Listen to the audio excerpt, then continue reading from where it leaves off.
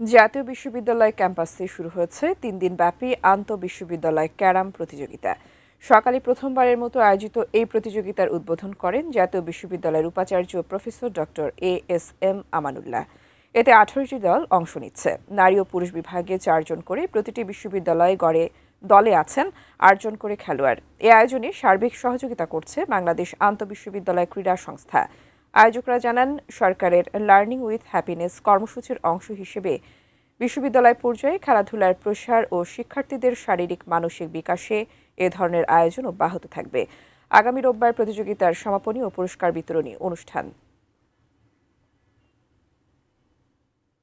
সরকার এই learning with হ্যাপিনেসটাকে খুব seriously নিয়েছে এবং গত কয়েক মাসে আমাদের প্রায় 30 লক্ষ শিক্ষার্থীকে নিয়ে আমরা বিভিন্ন ধরনের স্পোর্টস এবং কালচারাল অ্যাক্টিভিটিস করে যাচ্ছি।